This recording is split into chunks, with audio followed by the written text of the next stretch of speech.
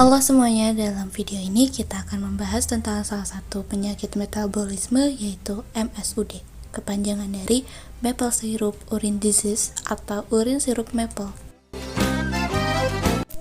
Dalam pembahasan video kali ini yaitu yang pertama ada apa itu MSUD, penyebab MSUD, gejala MSUD, diagnosa, pengobatan, dan pencegahan. Pertama, apa itu MSUD? Cairan urin normal memang memiliki bau yang khas. Namun, urin juga bisa mengeluarkan bau yang tidak biasa apabila seseorang menderita kondisi tertentu. Salah satunya maple syrup urine disease atau MSUD. Kondisi ini mendapatkan namanya dari gejalanya berupa urin berbau manis seperti sirup maple. Menurut National Organization of Rare Disorder, maple syrup urine disease diperkirakan terjadi pada 1 dari 185.000 kelahiran di seluruh dunia. Maple syrup urine disease merupakan kelainan metabolisme bawaan langka yang dapat mencegah tubuh dalam memproses asam amino tertentu, yaitu leusin, isoleusin, dan valin akibat defisiensi enzim rantai bercabang alpha ketoasid dehidrogenase kompleks atau BCKDC dengan benar. Asam amino merupakan bagian terkecil dari struktur protein yang dihasilkan setelah tubuh berhasil mencerna zat gizi makro dari makanan yang Anda konsumsi. Enzim pada pencernaan akan memproses asam amino sehingga dapat tubuh gunakan. Jika enzim hilang atau rusak, maka asam amino bisa menumpuk dan berbahaya bagi tubuh. Penumpukan asam amino dalam tubuh bisa mengakibatkan kondisi serius seperti kerusakan saraf, koma, hingga kematian. Terdapat 4 jenis MSUD yang dibedakan berdasarkan pola tanda dan gejalanya. Yang pertama, klasik MSUD atau MSUD klasik. Bentuk penyakit urin sirup maple yang paling umum, tapi gejalanya paling parah. Gejala ini bisa berkembang dalam 3 hari pertama pasca kelahiran. Yang kedua, intermediate MSUD atau MSUD menengah. Gejala jenis MSUD ini tidak terlalu parah dan gejalanya baru akan muncul pada bayi dan anak-anak antara usia 5 bulan hingga 7 tahun. Yang ketiga, intermittent MSUD atau MSUD intermittent. Anak-anak dengan MSUD intermittent tumbuh dan berkembang seperti biasa, hingga infeksi atau periode stres menyebabkan gejala muncul.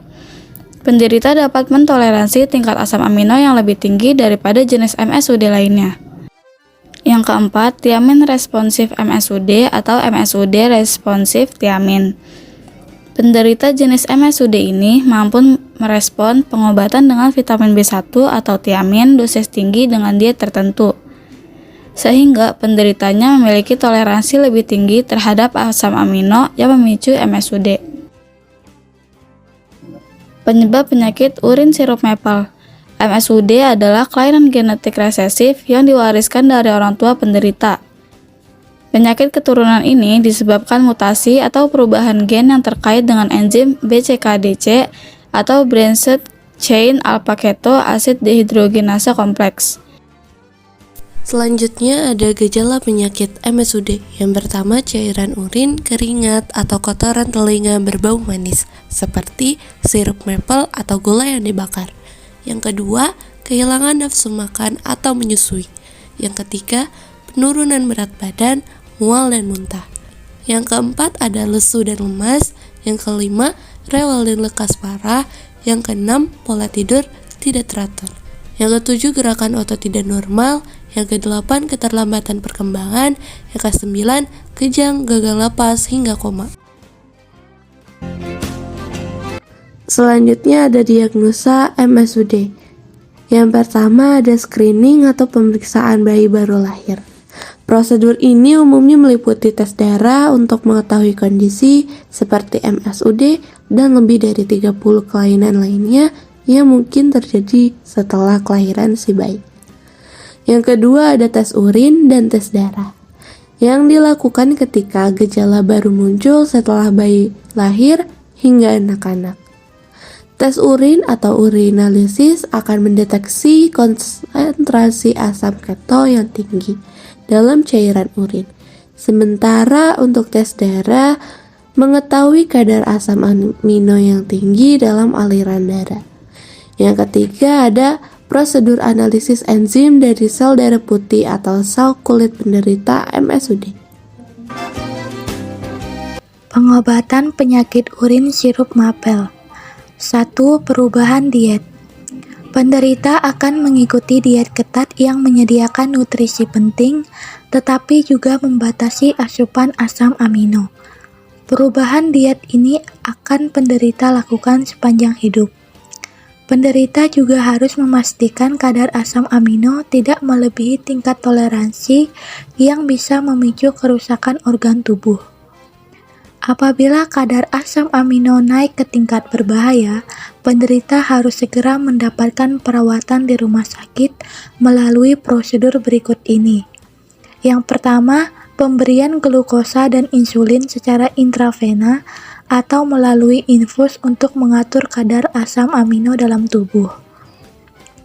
Yang kedua, ada penggunaan infus atau selang makanan melalui hidung atau disebut juga nasogastric tube untuk memberikan kebutuhan nutrisi tertentu. Yang ketiga, ada prosedur dialisis untuk menyaring kelebihan kadar asam amino dalam aliran darah.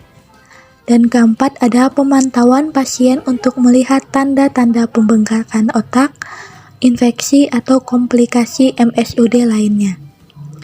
Yang kedua, ada transplantasi hati. Prosedur transplantasi hati menjadi salah satu pengobatan permanen untuk MSUD, terutama untuk menangani penderita MSUD klasik yang lebih parah gejalanya. Dengan memperoleh donor hati, penderita MSUD dapat memproduksi enzim yang dibutuhkan untuk memecah asam amino. Alhasil, penderita bisa mengalami diet normal kembali. Namun, bukan berarti transplantasi hati tidak berisiko.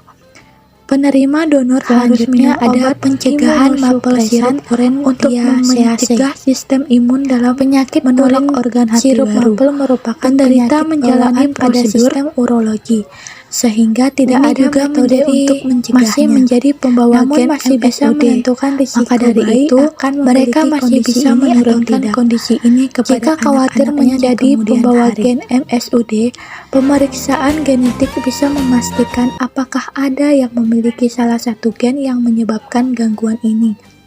Selama kehamilan, dokter juga melakukan pemeriksaan pada janin menggunakan sampel yang diperoleh dengan chorionic villus sampling atau disebut juga CVS atau amniocentesis. Berikut ada referensi yang kami dapatkan untuk materi kali ini.